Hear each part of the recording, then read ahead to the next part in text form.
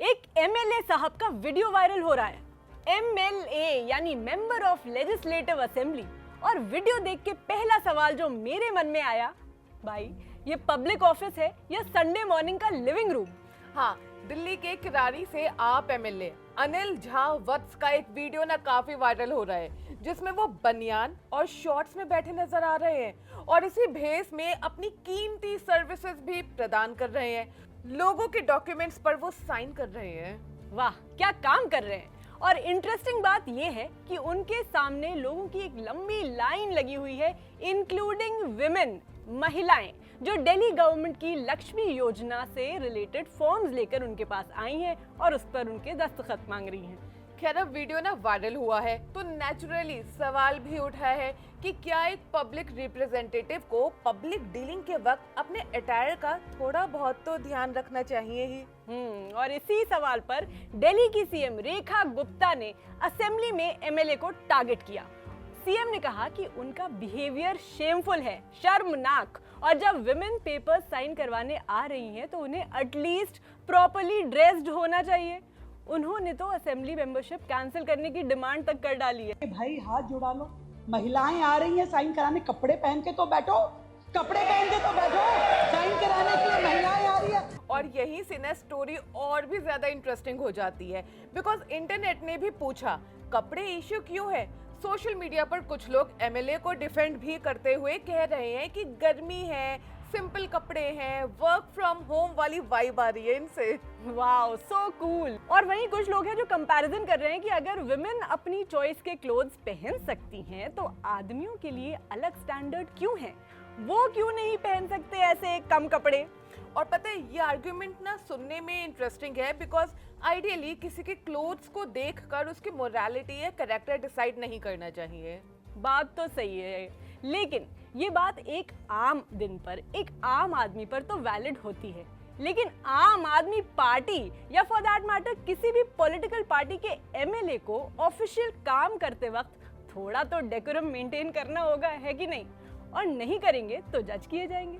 आप एक public office के एम्प्लॉई हैं, गवर्नमेंट रिलेटेड काम के लिए लोग आपके पास जा रहे हैं, तो क्या थोड़ा प्रोफेशनलिज्म आपसे एक्सपेक्ट नहीं किया जा सकता? ये सब बनावटी बातें हैं, क्योंकि मुख्यमंत्री जी थोड़ा सा परेशान थी, उनको कोई वहाँ पर सुनने वाला था नहीं। और पता है, स्पेशली जब आप इलेक्टेड रिप्रेजेंटेटिव हो, आप सिर्फ अपने लिए नहीं, एक पब्लिक इंस्टीट्यूशन को ना रिप्रेजेंट कर रहे होते हो। और हमें लगता है यही एक्चुअल डिबेट होनी चाहिए, नॉट वेदर बनियान और शॉर्ट्स मॉरली रॉन्ग है, but whether the setting demands a certain level of decorum.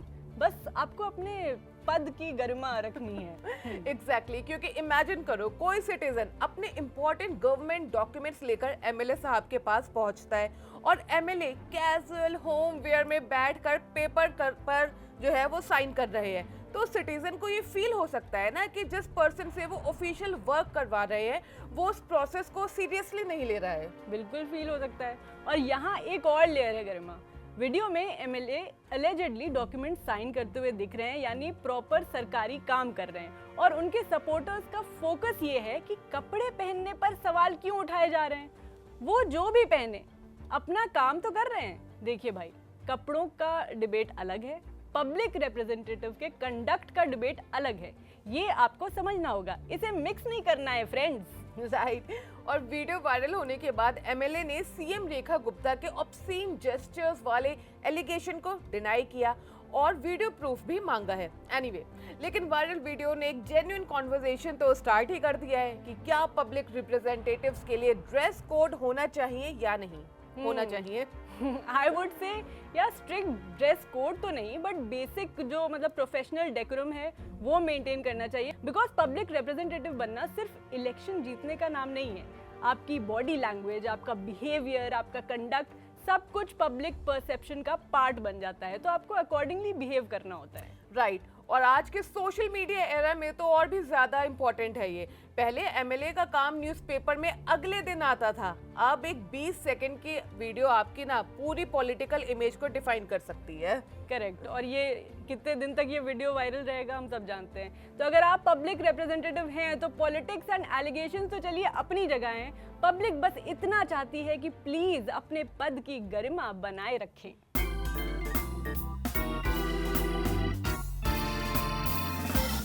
पद की गरिमा से मुझे एक और चीज याद आई। एक फॉर्मर एमपी अपने पद की गरिमा तो छोड़ो, इंसानियत भी नहीं याद रखी है। मैं बात कर रही हूँ फॉर्मर एमपी प्रज्वल रेवन्ना की, जो रेप कॉन्विक्ट हैं, लेकिन जेल में एलिजिडली इनको वीआईपी ट्रीटमेंट मिल रहा है। वाह वाह वाह वाह। अब इनके लिए क्या किया जाए? स्लो क्लैप्स की जाए Garima? Okay, not in sync, but कोई बात नहीं। जेल में इलेक्ट्रॉनिक्स बैंड होते हैं, mobile phone, charger, pen drive, ये सब कुछ भी अलाउड नहीं होता है। लेकिन ये रूल्स ना पता नहीं किसके लिए हैं, क्योंकि former MP Prajwal Revanna jail में हैं। रेप जैसे क्राइम के लिए लाइफ सेंटेंस ये सर्व कर रहे हैं और उनके जेल से मिला है मोबाइल फोन, चार्जर और पेन ड्राइव। मतलब जेल अथॉरिटीज ने सोचा होगा कि इलेक्ट्रॉनिक्स बैंड है, बट भाई को कुछ नहीं बैन करेंगे, रेप ही तो किया है इन्होंने, इनको तो मोबाइल दे ही देते हैं, रील्स देखेंगे बैठकर। बहुत काम है मोबाइल से। वीआईपी ट्रीटमेंट की कोई लिमिट होती है यार, और ये कोई नॉर्मल जेल नहीं है, ये बेंगलुरु की बड़ी सेंट्रल प्रिजन है, जानी मानी जेल है, जहां एक सरप्राइज रेड के दौरान सीसीबी को ये मोबाइल फोन मिला। और सिर्फ प्रज्वल रेवन्ना के पास ही नहीं, एक और अंडर ट्रायल प्रिजनर थे, उनके पास भी मोबाइल फोन मिला है। मतलब सबको मोबाइल फोन सप्लाई हो रहा है। मोबाइल वाला जेल। तो अब सवाल ये है कि फोन अंदर किसने पहुंचाया, बिकॉज जेल के अंदर ना आप अमेज़न डिलीवरी तो नहीं कर सकते हैं, और यहाँ तो एज पर रिपोर्ट्स फोन के साथ चार्जर भी मिला है। मतलब फोन अंदर आ गया, चार्जिंग का जुगाड़ भी हो गया, सब एकदम सेट सामान है यहाँ पर। बस अब एंजॉय करना है जेल में। And that's actually the serious part, क्योंकि जेल में पर्सनल मोबाइल फोन अलाउड नहीं है, as we already discussed. Prisoners के कम्युनिकेशन के लिए ऑथराइज्ड और मॉनिटर्ड सिस्टम्स होते हैं। तो अगर किसी कॉन्विक्ट के पास पर्सनल फोन मिलता है उसको, ये सिर्फ एक रूल वायलेशन नहीं है, ये पूरी की पूरी सिक्योरिटी पर सवाल खड़े करता है। राइट, और इस केस में तो अथॉरिटीज ने एक्शन भी लिया है। जेल के असिस्टेंट सुपरिटेंडेंट को सस्पेंड कर दिया गया है और एसपी को शो कॉज नोटिस भी दे दिया गया है, और इन्वेस्टिगेशन चल रही है।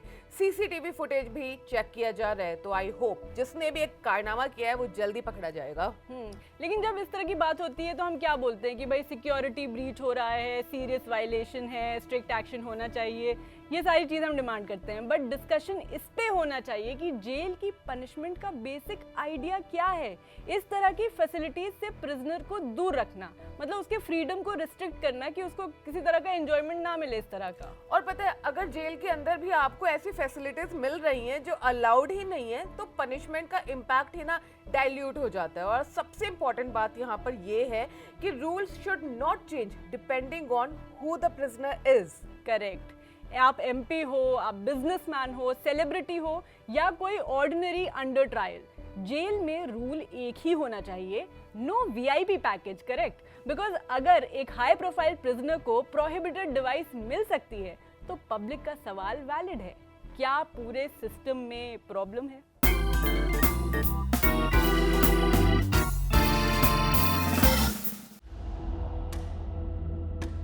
एक 90 सेकंड का ये वीडियो, और उसने एक बहुत ही अनकंफर्टेबल रियलिटी ना कैमरे के सामने ला दी है। यार ये वीडियो देख के काफ़ी बुरा लगा। ये वीडियो है गुरुग्राम की एक अल्ट्रा लग्जरी सोसाइटी का, DLF द कैमेलियाज, और उसी लग्जरी अपार्टमेंट के अंदर एक डोमेस्टिक वर्कर के साथ मारपीट का वीडियो ये है जो वायरल हो रखा है इसका। और वीडियो में ना एक वुमेन अपनी डोमेस्टिक हेल्प को रिपीटेडली थप्पड़ मारती हुई, बाल खींचती हुई, फेस पकड़ती हुई और धक्का देती हुई नजर आ रही है।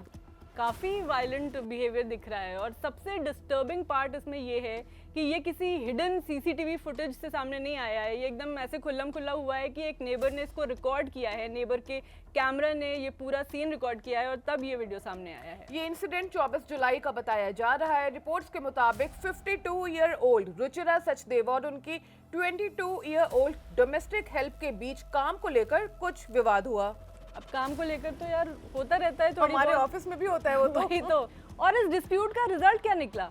आप थप्पड़ मारेंगे, बाल पकड़ेंगे, बाल खींचेंगे, फेस पकड़ेंगे और किचन के अंदर धक्का देंगे। मतलब डिसएग्रीमेंट हो गया है तो आप वायलेंट हो जाएंगे। क्यों? डिस्कशन नाम की कोई चीज नहीं है, आप बातचीत करके मामला नहीं सॉल्व कर सकते हैं? थोड़ा डांट लो भाई। और पता है यहीं पर एक बहुत ही इंपॉर्टेंट कॉन्वर्जेशन भी शुरू होती है। डोमेस्टिक वर्कर है तो क्या उसकी डिग्निटी कम हो जाती है? बिकॉज हम डोमेस्टिक हेल्प बोलते बोलते ना कभी कभी ये भूल जाते हैं कि वो भी तो एक वर्कर ही है, एक एम्प्लॉय है, एक इंसान है। बड़ी डीप बात कर दी गरिमा आपने।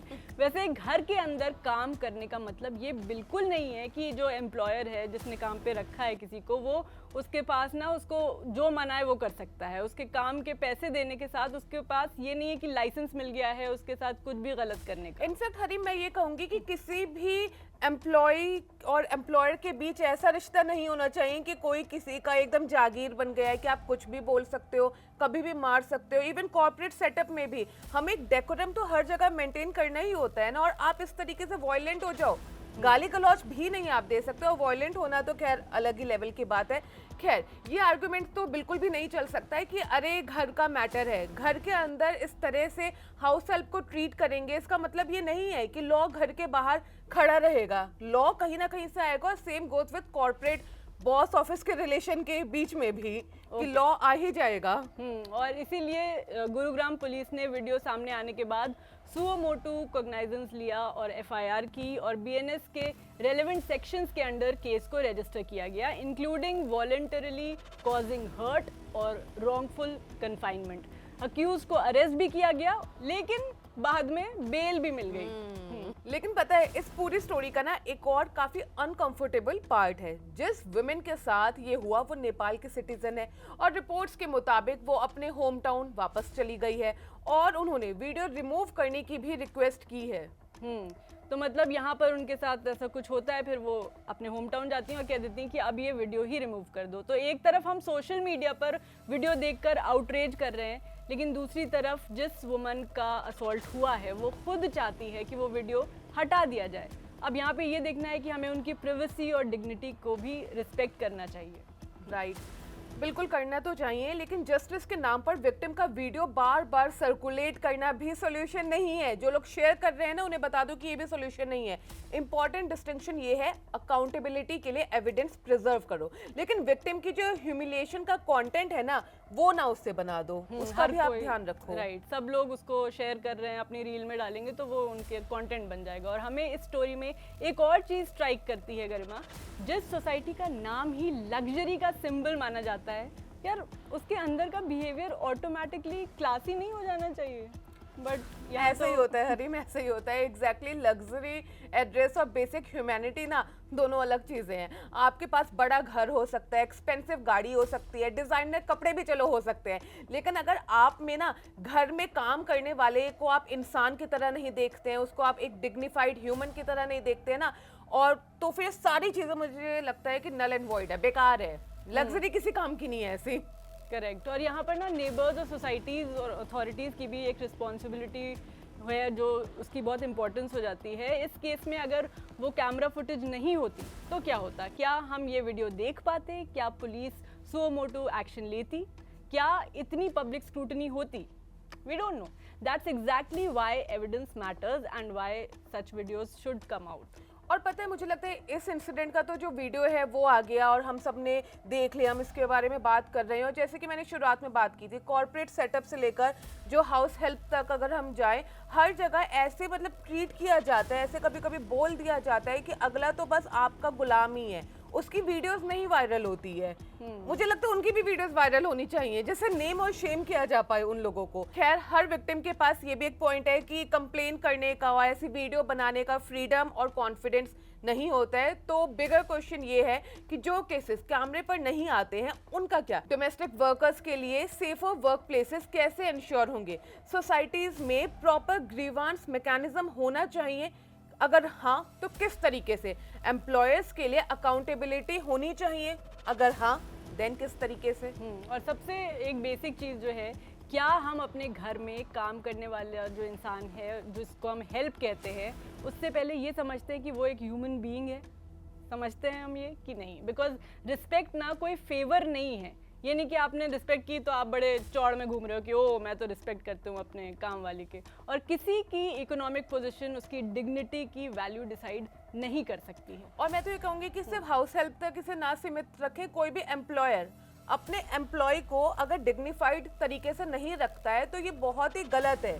तो आपको क्या लगता है, डोमेस्टिक वर्कर्स के प्रोटेक्शन और ग्रीवांस सिस्टम को और भी ज्यादा स्ट्रॉन्ग बनाने की जरूरत है या नहीं?